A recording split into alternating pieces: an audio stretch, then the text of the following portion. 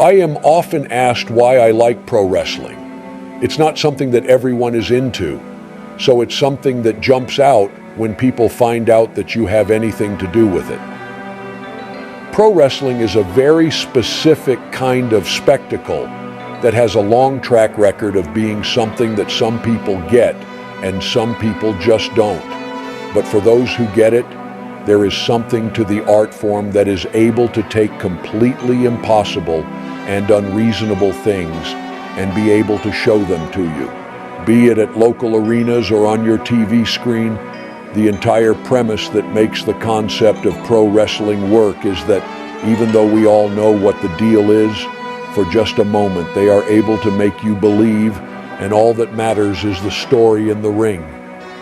You will hear many wrestlers disappointed in themselves later in their careers as they put themselves through so much insane damage when just being able to tell a story is all it takes. Anyone who enjoys pro wrestling has their favorite act to watch, be it The Rock or Stone Cold or The Undertaker. Everyone who enjoys the sport will come across wrestlers who they just enjoy their character more than the other ones. For me, one of the characters that really stand out is Poison Sawada. Beginning his career in pro wrestling in 1981, he joined New Japan Pro Wrestling.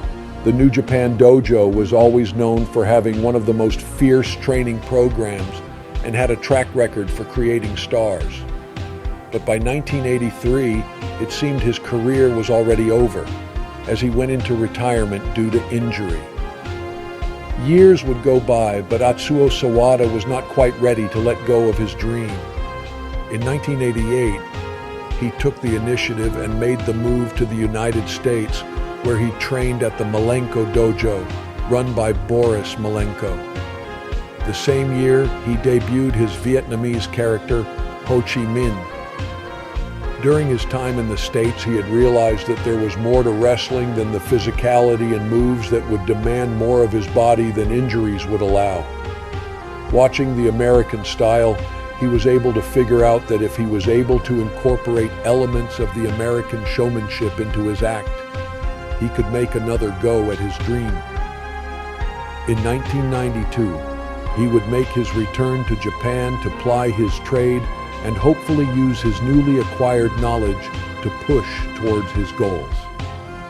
Many of us now have seen men like the Keiji Muto go to the States and come back with a character as awesome as the Great Muta, and may take for granted that this was inspirational for someone who was trying to find something that would set them apart in a landscape that had no shortage of great pro wrestlers. Japan in the 90s was notoriously known for the amazing talent it had competing in its wrestling rings. Surely this was the inspiration for him making such a move. This was not the case, however, as Sawada would have been taking this path. Right around the same time, Muto was finding his way as well. It was more of a case of two men on the same road for different circumstances. Muto was on his excursion, but for Sawada this may have felt more of a necessity, as the physically demanding style that was popular at the time in Japan was not one that would have little mercy on any injuries he had.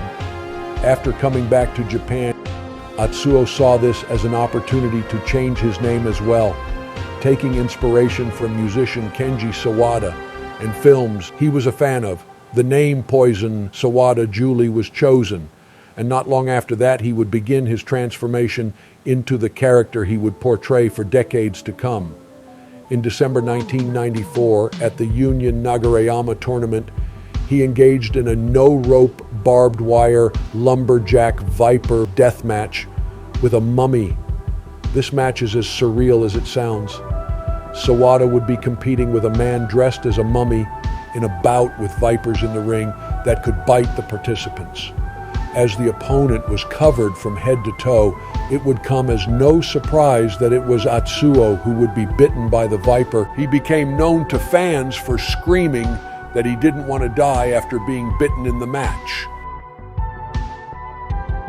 Using the snake venom in his veins as a catalyst, Sawada's character became that of a man with powers of his own who commanded a snake army.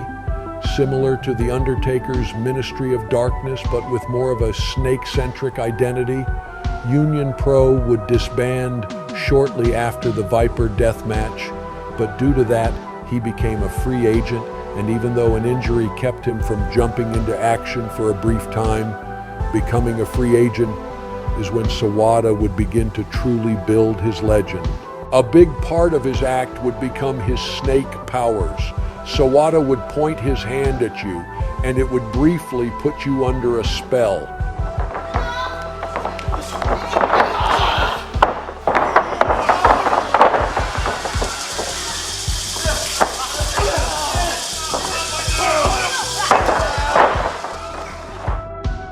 As strange as it sounds, fans really enjoyed it and would even buy rattles that they would all shake when he would raise his hands. Instead of hearing cheers when he would enter arenas or do his moves, you would instead hear what sounded like an entire den of rattlesnakes.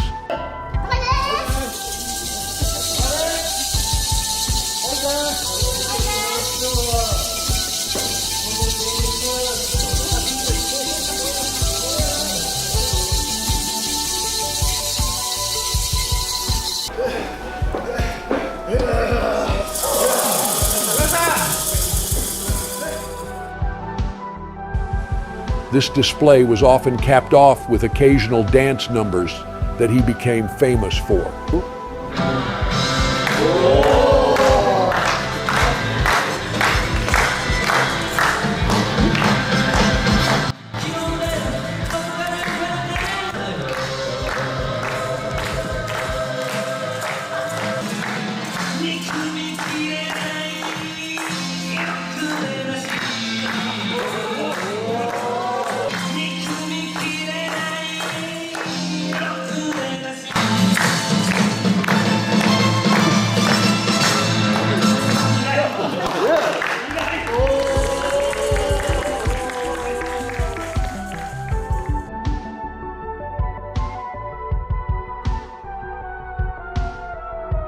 It was unique, and on the Japanese independence, it got over.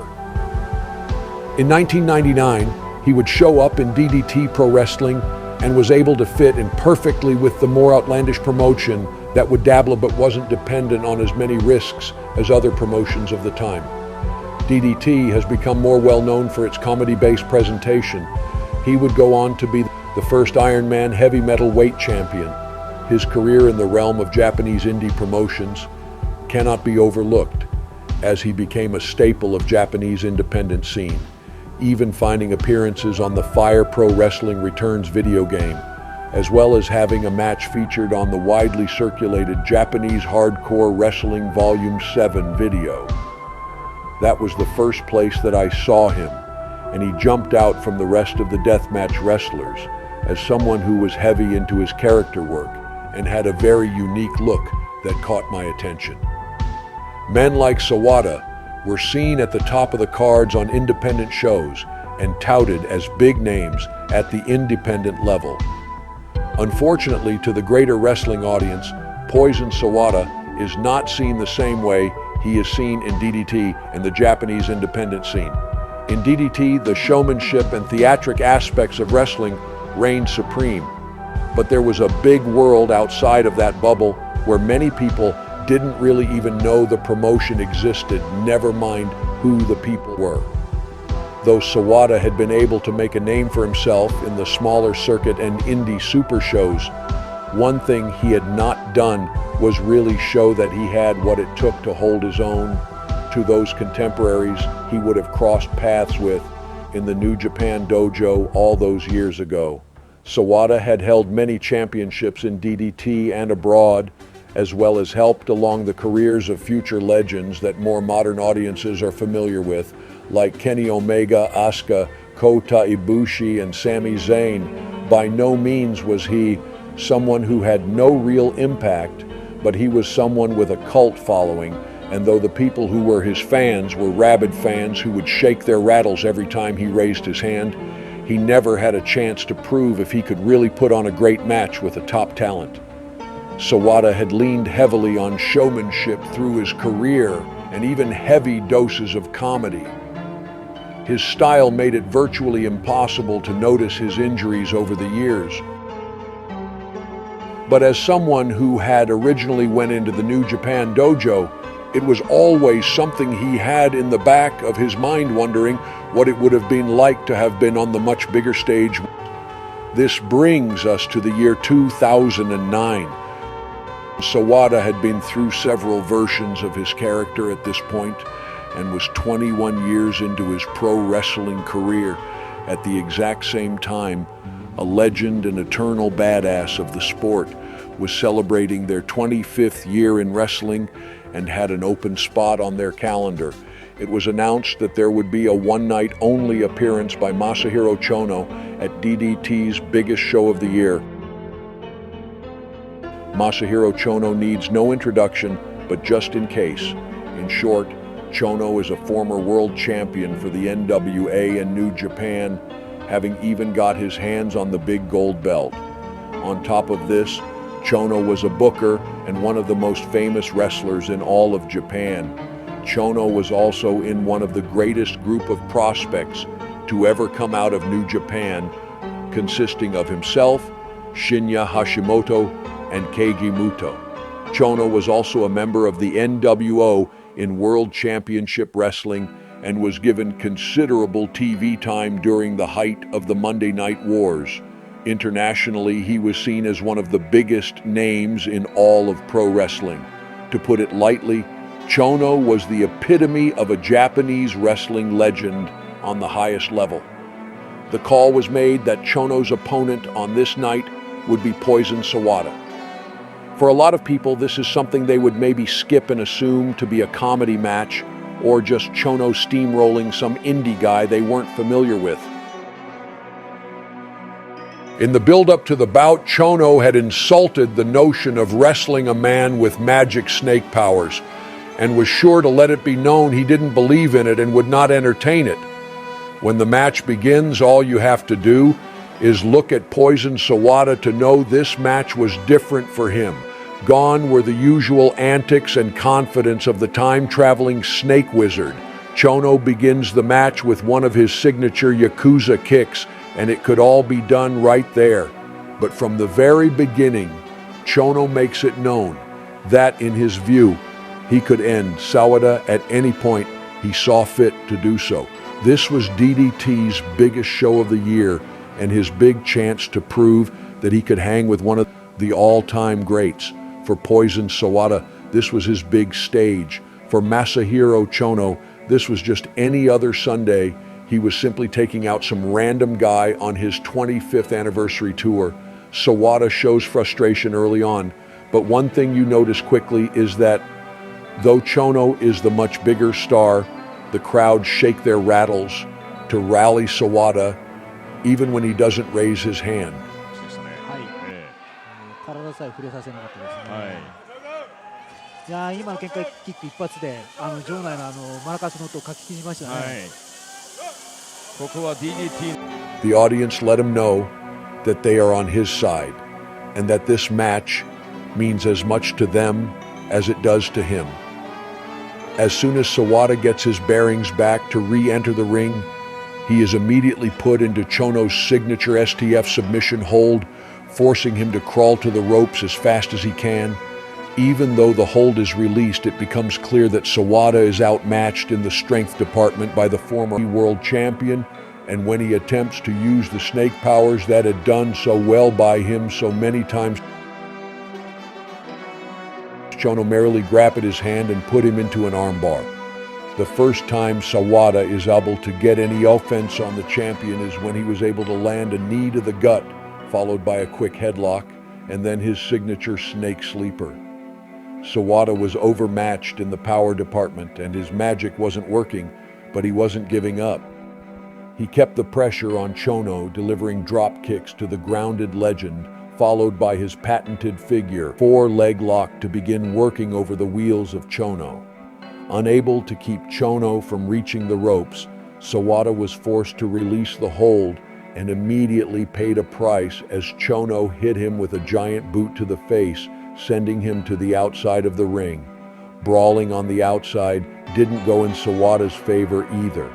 A brief moment of the bout saw the seconds for each man engage in a short brawl where Sawada was able to break it up with his powers. In this moment, he was realizing the powers were working. They simply didn't work on Chono. Chono continued his assault on Sawada with flying shoulder block and punishing blows, leading to Sawada attempting to use another of his trademarks as he attempted to spit the dreaded green mist into Chono's face. Chono dodged and continued his assault on the weakened man from Snake World.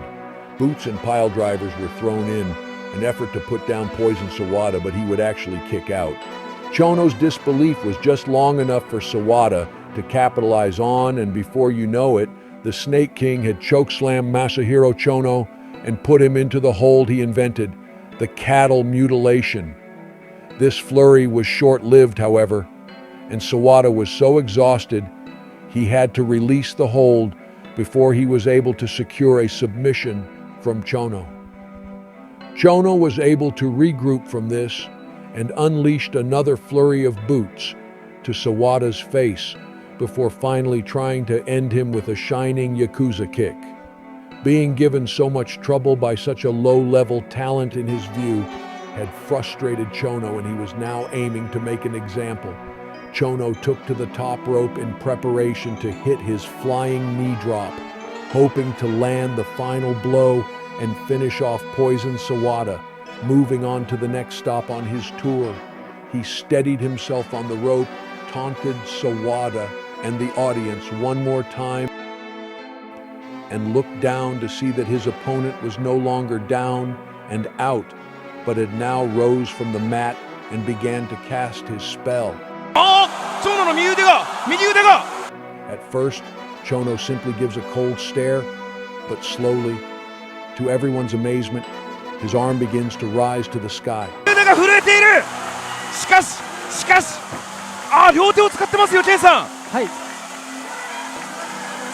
Sawada, not letting this moment pass him by, climbed to the top rope and hooked Masahiro Chono into a superplex.